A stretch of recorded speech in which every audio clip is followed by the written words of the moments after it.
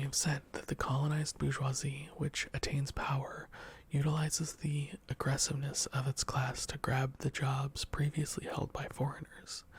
In the aftermath of independence, faced with the human consequences of colonialism, it wages a ruthless struggle against the lawyers, tradespeople, landowners, doctors, and high-ranking civil servants who insult the national dignity.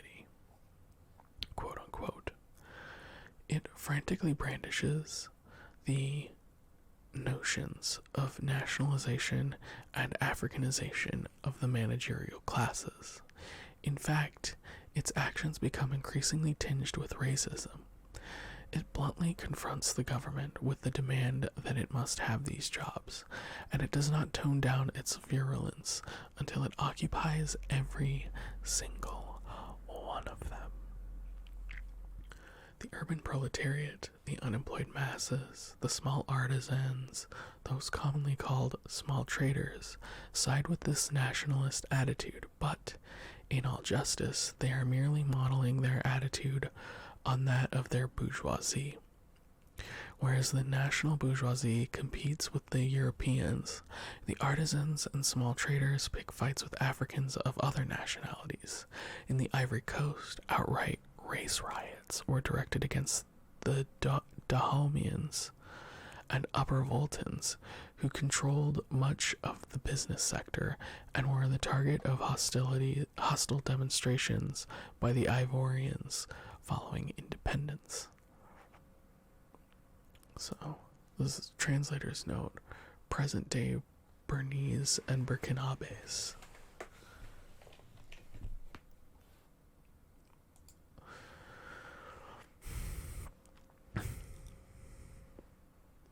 We have switched from nationalism to ultranationalism, chauvinism, and racism.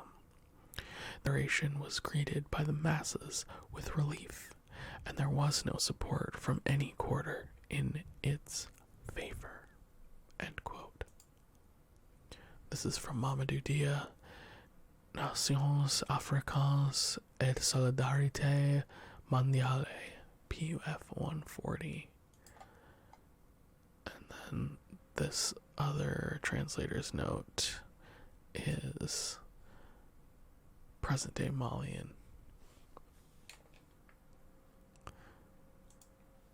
The anti-Sudanese.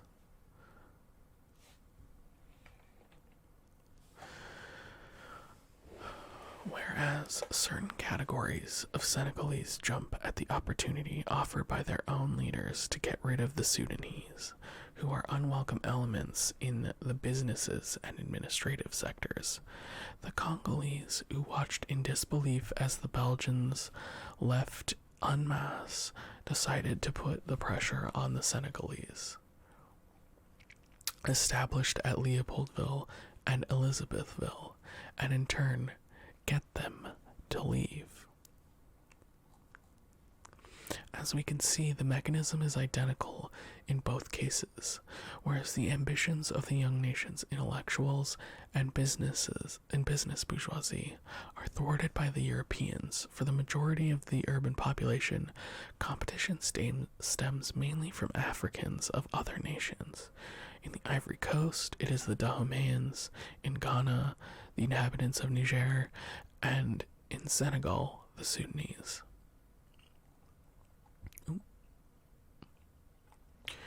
Whereas the demand for Africanization and Arabization of management by the bourgeoisie is not rooted in a genuine endeavor at nationalization, but merely corresponds to a transfer of power previously held by the foreigners. The masses make the very same demands at their own level, but limit the notion of African or Arab to territorial limits. Between the vibrant calls of African unity and this mass behavior inspired by the managerial class, a number of attitudes emerge. There is a constant pendulum motion between African unity, which sinks deeper and deeper into oblivion, and a depressing return to the most heinous and virulent types of chauvinism. So, this is a concept that Fanon keeps coming back to. He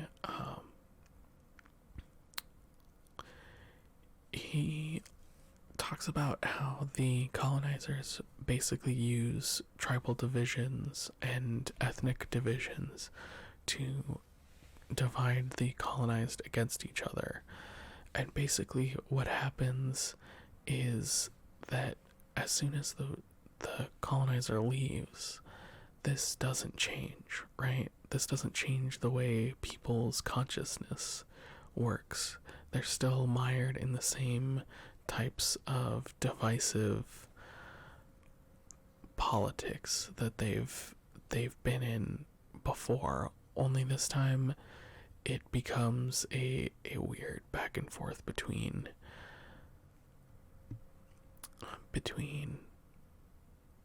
African unity, like he's saying, and tribal divisions. So all Africans, pretty much, this is a broad generalization, but Africans as a whole wanted the colonizers out.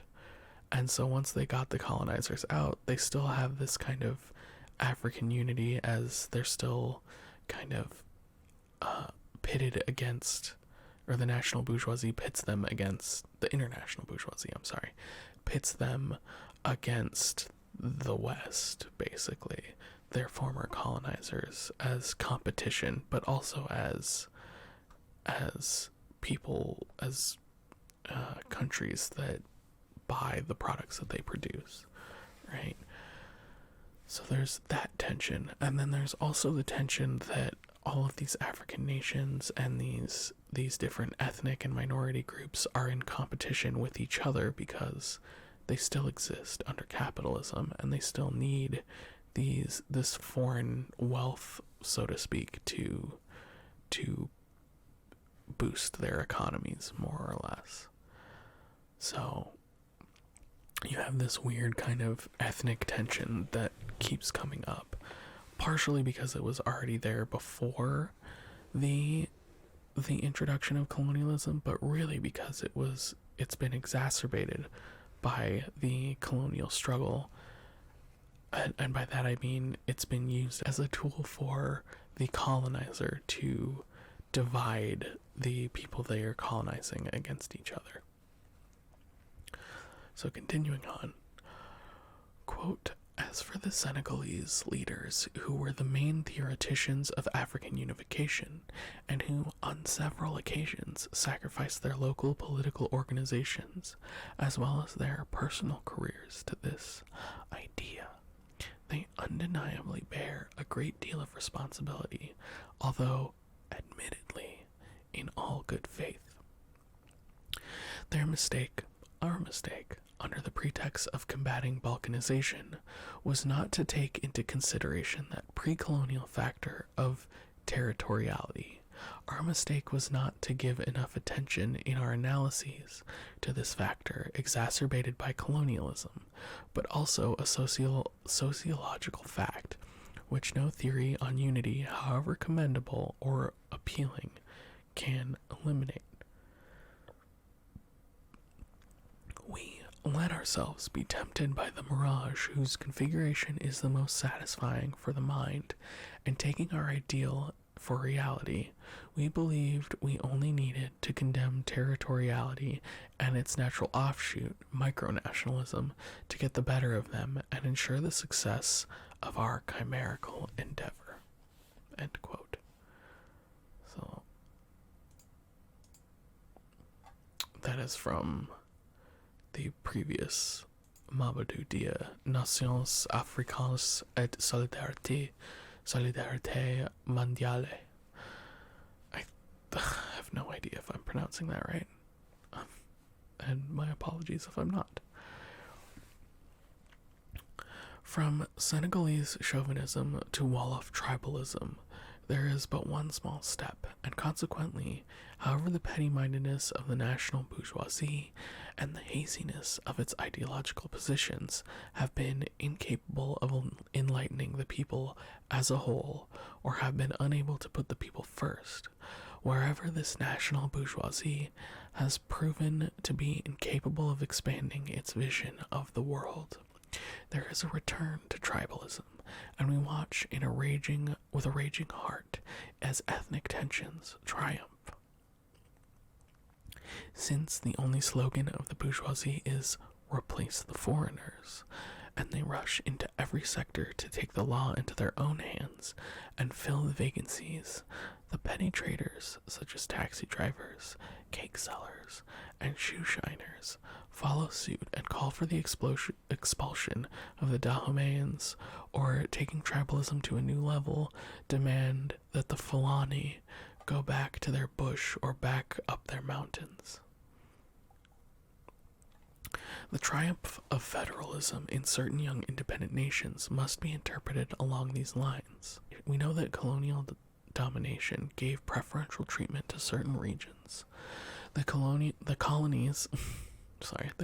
economy was not integrated into that of the nation as a whole. It is still organized along the lines dictated by the metropolis.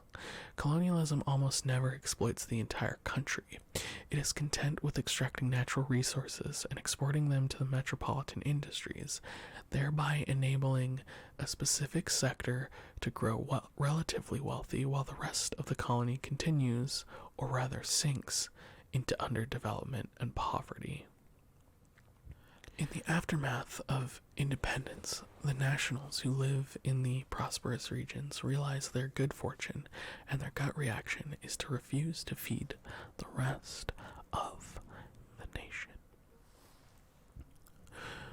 The regions rich in groundnuts, cocoa, and diamonds stand out against the empty panorama offered by the rest of the country. The nationals of these regions look upon the others with hatred, detecting envy, greed, and murderous impulses. The old pre-colonial rivalries, the old intertribal hatreds resurface. The Balubas refuse to feed the Luluas. Katanga becomes a state on its own, and Albert Kalanji crowns himself king of southern Kasai. African unity, a vague term, but nevertheless one to which the men and women of Africa were passionately attached, and whose operative function was to put incredible pressure on colonialism, reveals its true face and crumbles into regionalisms within the same national reality. Because it is obsessed with its immediate interests, because it cannot see further than the end of its nose, the national bourgeoisie proves incapable of achieving simple national unity and incapable of building the nation on a solid, constructive foundation. The national front that drove back colonialism falls apart and licks its wounds. This ruthless struggle waged by the ethnic groups and tribes, and this virulent obsession with filling the vacancies left by the foreigners, also engender religious rivalries. In the interior and the bush, the minor confraternities, the local religions, and marabout cults spring back to life and resort once more to the vicious cycle of mutual denunciation. In the urban centers, the authorities are confronted with a clash between the two major revealed religions, Islam and Catholicism.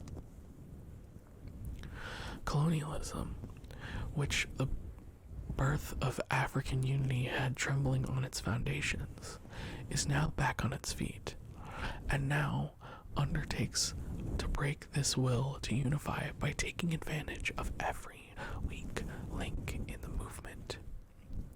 Colonialism will attempt to rally the African peoples by uncovering the existence of spiritual rivalries.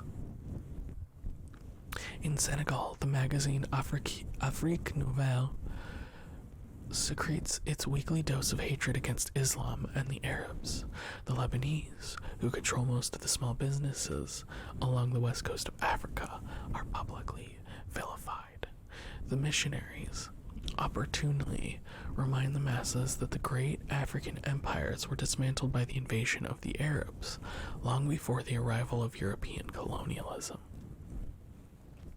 They even go so far as to say that the Arab occupation paved the way for European colonialism. References are made to Arab imperialism, and the cultural imperialism of Islam is denounced. Muslims are generally kept out of managerial positions. In other regions, the reverse is true, and it is the indigenous Christians who are the targets and treated as conscious enemies of national independence. Colonialism shamelessly pulls all these strings, only too content to see Africans who were once in league against it tear at each other's throats. The notion of another St. Bartholomew's massacre takes shape in some people's minds, and colonialism snickers when it hears the magnificent speeches on African unity. Within the same nation, religion divides the people and sets the spiritual committees. Fostered and encouraged by colonialism and its apparatus at odds with each other, totally unexpected events break out here and there. In predominantly Catholic or Protestant countries, the Muslim minority redoubles its religious fervor. Muslim festivals are revived, and Islam defends itself every inch of the way against the violent absolutism of the Catholic religion. Ministers are heard telling certain individuals that if they are not content, they should go and live in Cairo. In some cases, American Protestantism transports its anti-Catholic prejudices onto African soil and uses religion to encourage tribal rivalries. On the scale of the continent, this religious tension can take the shape of the crudest form of racism. Africa is divided into a white region and a black region. The substitute names of Sub-Saharan Africa and North Africa are unable to mask this latent racism. In some places you hear that white Africa has a 1,000-year-old tradition of culture, that it is Mediterranean, an extension of Europe, and is part of Greco-Roman civilization. Black Africa is looked upon as a wild, savage, uncivilized, and lifeless region. In other places, you hear day in and day out hateful remarks about veiled women, polygamy, and the Arabs' alleged contempt for the female sex. The aggressiveness of all these remarks recalls those so often attributed to the colonist. The national bourgeoisie of each of these two major regions, who have assimilated to the core the most despicable aspects of the colonial mentality, take over from the Europeans and lay the foundations for a racist philosophy that is terribly prejudicial to the future of Africa. Through its apathy and mimicry, it encourages the growth and development of racism that was typical of the colonial period. It is hardly surprising, then, in a country which calls itself African, to hear remarks that are nothing less than racist and to witness paternalistic behavior bitterly reminiscent of Paris, Brussels, or London. In certain regions of Africa, bleeding paternalism towards blacks and the obscene idea drawn from the Western culture that the black race is impermeable to logic and science reign in all their nakedness. There are some places where black minorities are confined in semi-slavery, which justifies the caution, even distrust, that the countries of black Africa manifest toward the countries of white Africa. It is not unusual for a citizen of black Africa walking in a city of white Africa to hear children call him the N-word, or to find authorities speaking to him in pidgin. Unfortunately, alas, it is all too likely that students from Black Africa enrolled in schools north of the Sahara will be asked by their schoolmates whether people live in houses in their home countries, whether they have electricity, and if their family practices cannibalism. Unfortunately, alas, it is all too likely that in certain regions north of the Sahara, Africans from the south will encounter fellow countrymen who beg them to take them anywhere there are blacks.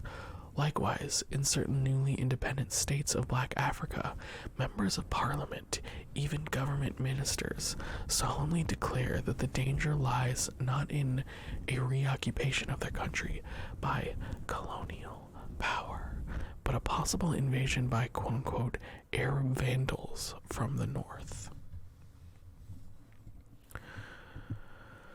So, racism and tribalism become exacerbated as the colonial bourgeoisie and then post-colonial bourgeoisie attempt to divide and conquer the region. In this case, we see its divisions between quote-unquote white, black, and Arab Africa.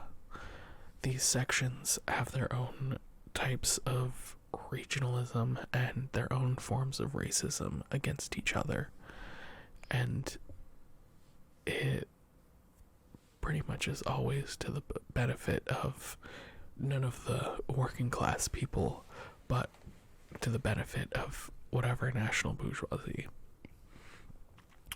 Although, you get people, small business owners, whatever, getting driven out because they are of an ethnic minority, but this doesn't actually change the relationship of capital. It just wrecks a few small business owners' businesses.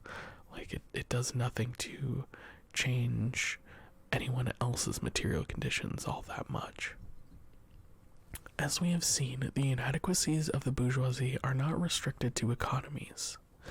Achieving power in the name of narrow-minded nationalism, in the name of the race, and in spite of its magnificently worded declaration, totally void of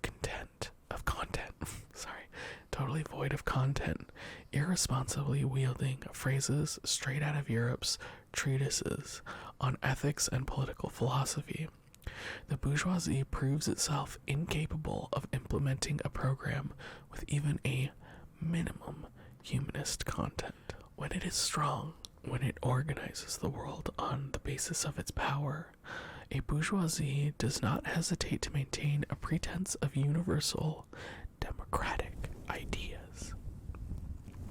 An economically sound bourgeoisie has to be faced with exceptional circumstances to force it to disagree with its humanist ideology.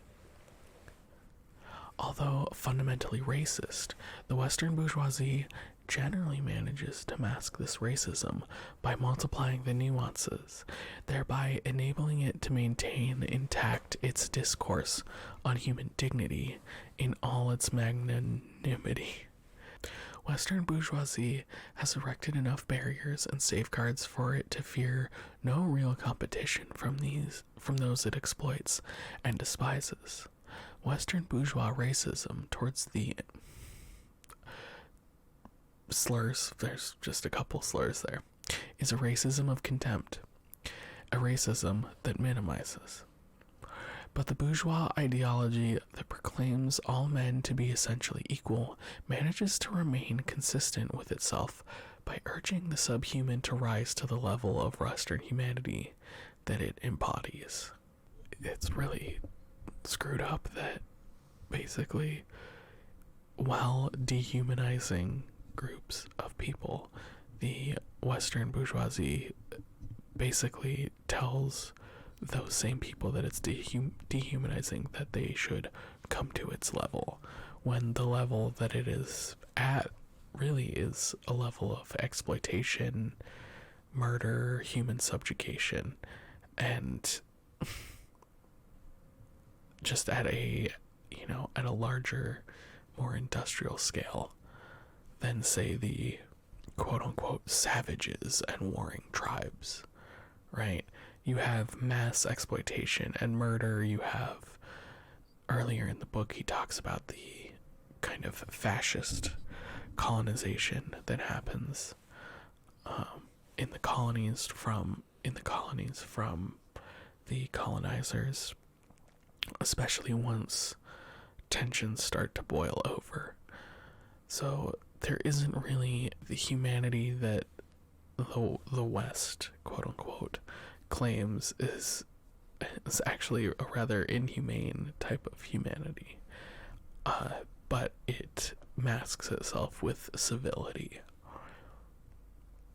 And, fancy words, basically. Some pretty words, some pretty sentences, and a whole lot of racism and pseudoscience and just subjugation in all forms. Thank you for watching this reading of Frantz Fanon's Wretched of the Earth. If you enjoy what you saw, please give this video a thumbs up and consider subscribing to my channel if you haven't done so already. I've got my Twitch and Twitter handles up there. I'll also have links to those in the description. Twitch is where we record most of these videos, and then I edit them together into a more cohesive, less rambly bit. There's also ways you can support me in this channel, and links to my Discord, my music, all that kind of fun stuff. So if you enjoyed it, please consider hitting those up. Thank you for watching, and we'll see you next time. Bye-bye.